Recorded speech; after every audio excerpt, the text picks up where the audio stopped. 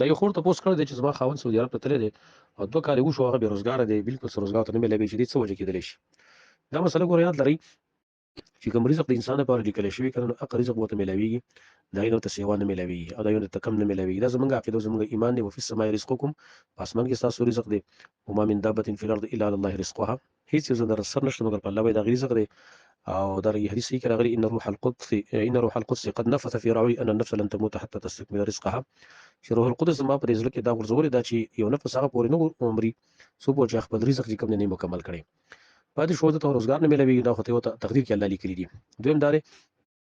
چې اصل کې الله سره د چا تعلق سیواوي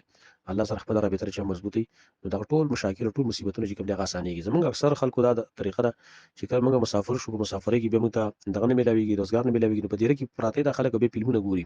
چرته غاني مانی اوري کنه چرته غندګي مندګي ګوري نو یو روزګار نه ملاويږي بل د الله نه بغاوت تل شروع کی نو دا یو غټ نقصان نو د الله سره تعلق که مضبوط کی ان شاء الله ارزبوت ملاويږي او مې يتق الله يجعل له مخرجا ويرزقه من حيث لا يحتسب دا الله وعده ده الله په کلام باندې زموږ یقین شته سری بده چا چې وې د الله نه یره وکړه ویری د فرایض او د واجباتو دی پابندي کوله د منهیات نه ځان ساته نو الله وې زبردار مشکل خلاصې مو ګرځو مو د زیره رزق ورکړه د ګمان هم نه لہذا چا چې تقوا نو الله برا د سی رزق ورکړي بي ګمانه نو بس هغه په کار دي چې هغه تقوا اختیار کی او د پرېزګری اختیار کی به خاص کر سله رحمی چې خپل ولی هغه نه قطع کوي